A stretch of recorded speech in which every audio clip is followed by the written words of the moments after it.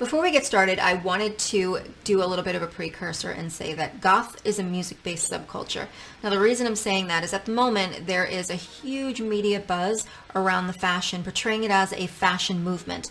I've been seeing a lot of people saying that I wear goth. To wear goth is to imply that this is a costume, which I think is doing a grave disservice to the subculture as it stands. It is a 40-plus-year-old subculture that is music-based and involves quite a lot of people and a lot of different aspects that make the goth scene what it is. And to me, fashion can be interchangeable because it's quite subjective, and there are a lot of people who, in their lives, they are goth, they listen to the music, they're involved in the subculture, they just don't have the time to devote to really put all of that effort in, because I'm sure you've been on Instagram and you've been on social media, and people, bless them, have all of that time and attention to really put into their look and take it to an extreme. A lot of us don't really have that luxury. That being said, this is a fashion video, and what I really wanted to talk about is fast fashion. And the reason I want to talk about fast fashion is because I have a lot of strong feelings about it.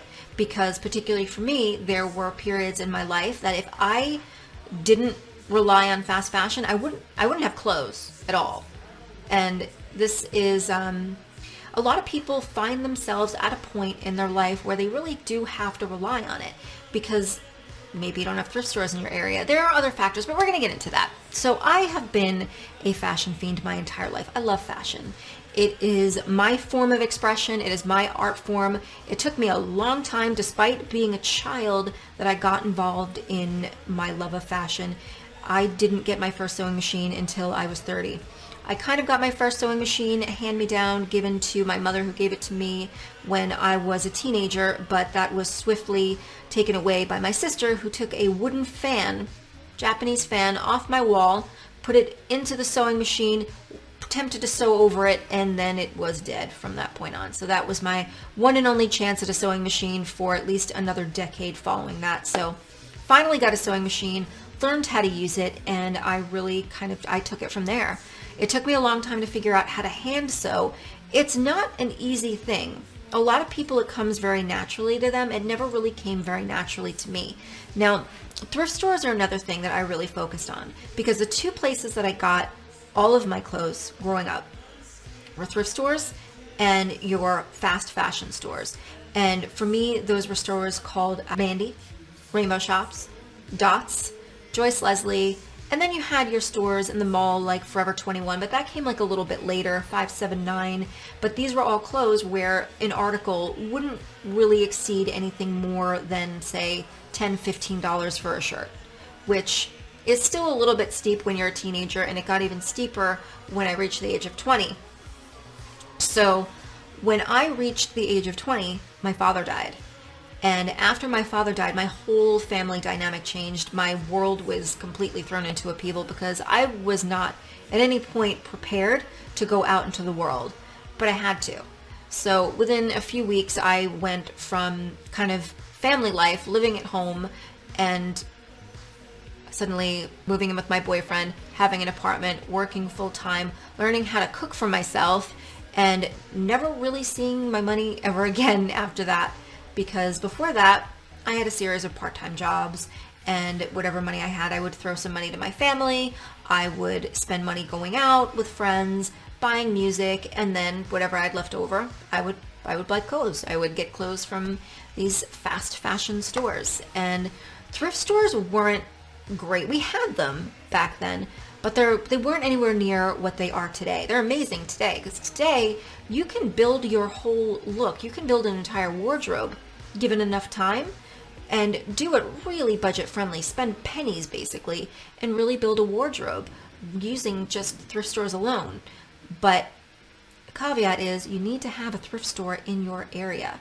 And I've come to find by doing my fashion haul videos through all the comments that you don't really have that. Not a lot of people do. I'm fortunate enough that I live in an area where I have a lot of those, and quite big ones at that, but that's not the case everywhere. So when I was 20, my father died. I couldn't afford a car, so I walked to work every day. I worked at Hollywood Video. I worked the photo department at Eckerd's. I worked the pharmacy department at CVS, and there were weeks where I overextended my budget with utilities or rent or whatever, and I didn't have enough for groceries. So I would have to rely on the dollar store for groceries. You go on YouTube now, and there are people doing, like, say, Dollar Tree or dollar store grocery hauls, but they're doing it in a way to show you how you could eat clean, eat keto, eat organic, eat vegan, all of these different things that you can do that are available food-wise in the dollar store, how you can shop there and still eat clean and be healthy. That was not the case in 2000. The food there was horrifying, barely edible. There was bread that had a foam texture and didn't go moldy. And these are the things that I would have to eat if I wasn't able to budget properly, or a bill went a little bit too high, say it was summer or winter and the electricity was being used more because of heat or because of air conditioning. And I would overextend and I would have to eat dollar store food for like a week. And this happened more than once. I would look through websites like Black Rose London. I would go to Dark Garden Corsetry, Starker's Corsetry. I would even go into religious sects, trash and vaudeville, the Holy Grail goth stores in the city, and just to be surrounded by the clothes. And they were incredible. But I could barely afford a import CD, let alone be able to drop $450 on a velvet brocade gowns. So in order to have any clothes at all, I heavily relied on thrift stores. And it really was a novelty given the fact that I had such issues with budgeting anyway. At the time, you had color ticket weeks, so I had to be very strict. So with the color ticket week, all the clothes had different tickets, all different colors, and whatever the color of the week was, that was going to be 50% off. And you had to find the item with that color ticket, and those items would be 50% off. So my strict budget was, whenever I went in there, unless the item was below $5, if it didn't have, say, a purple ticket, if that was the ticket of the week, I wasn't buying it. And that was really the only way that I was able to buy clothes or have anything to wear at all. And if I had a particularly good month, then I would splurge. And that splurge would be in the form of going into one of the fast fashion stores and dropping a whopping $12 on a shirt. Or if I can find a really cool black dress on sale, that would be like the holy grail. I dreamed of the extravagant, the avant-garde. I wanted the corsets, the petticoats, the velvet, the empire waists. I wanted all of it, but it wasn't attainable. But that doesn't mean that I didn't try to replicate these things. But herein lies the issue.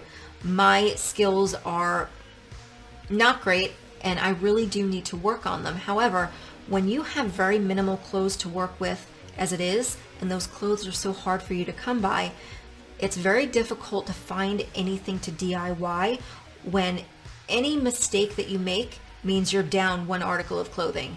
So I had to be very careful with what I DIY'd and how I DIY'd it. So the DIYs I did were very, very minimal at best, so that I didn't destroy the structure or integrity of the garment and then completely be out altogether, because I really didn't have much.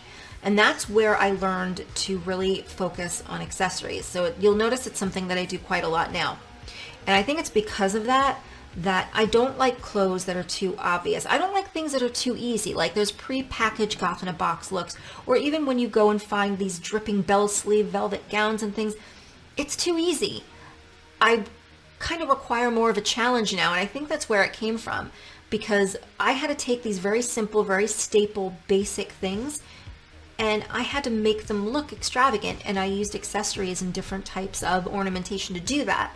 And I think that's where all of that came from, and I want to help impart that here. For all of my teen years and most of my adult life, I relied quite a bit on fast fashion because it was all that I could afford. I wish that I could have found myself in a position where I could afford much better, where I could kind of explore all of these independent designers. But when my food budget forced me into a ramen and fake bread week, I kind of had to rely on like Dots and Joyce Leslie and rainbow shops when my black pants finally bit the dust and I needed to find a new pair.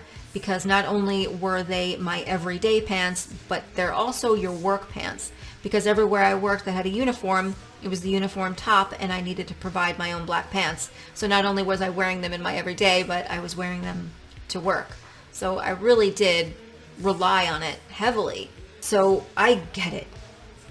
But I found myself in a place now where I can support independent designers, but I don't forget where I came from. And I certainly keep in mind that I could find myself at any point back there again.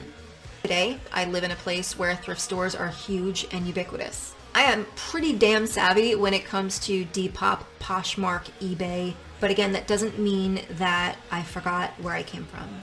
I understand the stigma and the moral dilemma that comes with buying fast fashion, and people are incredibly cruel and judgmental to those who do buy it. But do you really think that somebody wants to have to church up an itchy polyester blend $9 dress? No. But the message that's being sent is that if you can't afford a $75 natural hemp fiber ring spun cotton tee from an independent designer, then you don't deserve anything at all. That's not fair. It's not nice. It's classist. I can tell you, having been on that side, having to rely on that type of clothes just so I would have something to wear. Now, nobody ever said anything to me about it, but I still felt judged and I still felt crappy because I didn't look like everybody else. And I wanted to. As self-conscious as I felt, I know that I would feel awful if somebody had brought attention to it. A lot of us are fortunate in the sense where we do have thrift stores in our area, and the ones that we have they're pretty decent. Over time, you can build a pretty solid wardrobe for basically pennies, but not everyone is as fortunate in that regard. There are people who live in places where they don't have thrift stores, or they do have thrift stores and they're loaded with crap.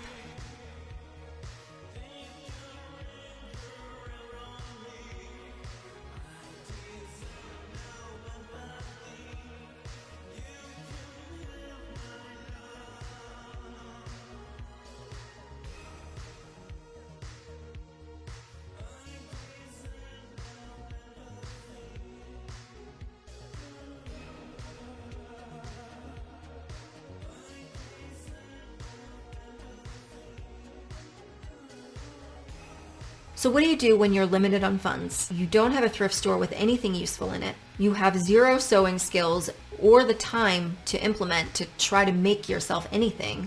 You resort to fast fashion because it's all you have. For a lot of people, and just like me and my ramen diet, these moments in your life are fleeting because eventually things get better. And when you can, you support the independent designers. But until then, you do what you have to do. So I want to give you some tips that throughout the years have helped me, because when every penny is accounted for, you cannot spare a single dollar on something that is going to be unwearable or fall apart. If you're buying from sites like, say, Ramwi, Shein, Fashion Nova, all of these sites do have good return policies. Just take very good detailed photos. So if something arrives and it's not like the photo, not like the description, it fits wonky, anything is off about it, don't keep it, don't accept it. You tell them you want your money back. And what usually ends up happening in a lot of cases, particularly with Shein and Ramwi, is if it's a lower priced item, they let you keep it and they give you your money back. So not only do you get your money back, but now you have this item that you can DIY. So that is one tip. Don't accept anything if it's not what it says it is. It doesn't matter what it costs, it's still your money and your money is valuable. So don't waste it on something that is not what you expect it to be. Always order a size up. If you're a small, order a medium. If you're a medium, order a large. Asian sizes and Western sizes, they don't always get it right, and Asian sizes are always a bit smaller. So just to be on the safe side, order a size up. Always read reviews whenever you can. So if you're on, for example, I know Shein and Romley do this. If you're on their site and you're looking at a particular item, you're like, okay, here's an item, I like this. Scroll down to the bottom of the page and you're going to find reviews from people that have purchased that item. You're going to see reviews, and a lot of times they'll upload photos too. People tend to be very honest in reviews, particularly if they don't like what they got. So you're going to see if there's any issues, if it runs small, if it runs big, if the fabric is cheap, if it looks nothing like the picture. You'll find some people saying things like, this is very see-through, I can't wear this out. Always look for things like that, and that way it'll help guide your decision. And it'll also be photos of people wearing that item, which is good because you'll be able to see people in different body types wearing that one particular item. So you may just save yourself from purchasing something that's just going to be a headache in the end. So always read those reviews. Fast fashion sites are known for utilizing the cheapest quality fabric humanly possible, but there is a way to mitigate that. So what you want to do, rather than looking through and looking for things that you like, just go straight to the search field and type in the word cotton. That way you'll bypass all of the polyester. A lot of the other cheap fabrics that they use, I've seen it, they don't sew well, it comes apart, it is cheap, flimsy, transparent, avoided at all costs. So look for cotton, and just to double check, if you do see something you like while you're searching for cotton, look at the description and look at the fabric content just to be sure. Cotton is a stronger fabric, it's going to hold better, and it's going to last much longer. Unless it's ornamental, stay away from anything with zippers. A zipper entry into a garment denotes a stiffer fabric, and you want something that's going to have more stretch, give, ease of movement. When zippers aren't sewn in properly, they can very easily come away from the fabric. The teeth can grip into the fabric and either rip or just cause the zipper to seize altogether when the fabric gets caught inside the teeth. If you've ever had that happen and it seizes up, the garment is completely unusable. So unless it's from a big designer, I would stay away from anything on fast fashion sites that have zippers. Look for things that are made from stretchier materials, therefore a zipper is not required. I am pro accessory. So anytime you can find accessories that can really change a piece, can take your staple and build it up and make it something different, I'm all about. I don't like obvious clothes. I don't like things that are easy. I like fashion to be a challenge, and accessories help make that happen. It's a way to make things that are just basic and standard. It's how you can put your own spin on it and bring your own personality to the table. So that being said, Shein has really good belts, harnesses, and I don't know what you would call them. They're sort of like bra tops, and they have chains on them, all different kinds. Really cool looking and surprisingly well made. Now, when I say surprisingly well made, I am not a delicate person.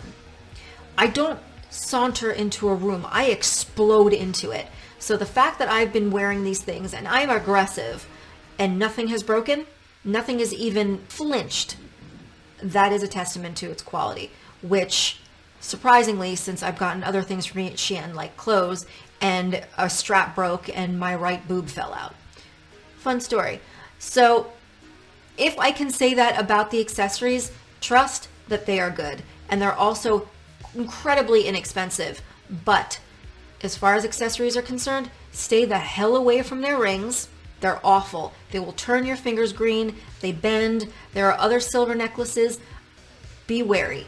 As far as the bigger statement necklaces, look into those, but read the reviews. However, their collars. I have a few collars from there as well.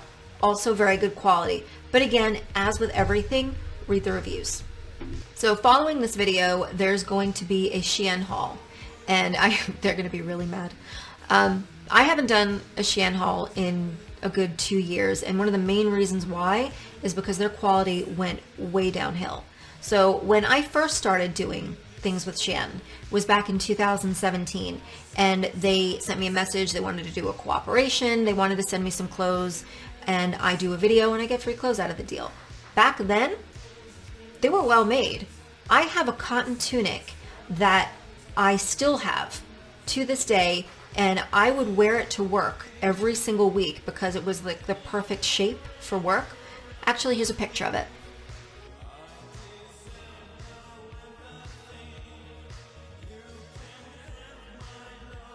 It is still intact, it is still going strong, and like I said, I am aggressive when I move, and I wore that thing to work. And I'm running around, I'm sweating, I'm working on clients, and it still stood the test of time.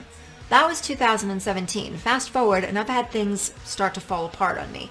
And that's not something that I'm willing to promote to any of you, because I don't want to recommend anything to you that's not going to at least last you 3 years.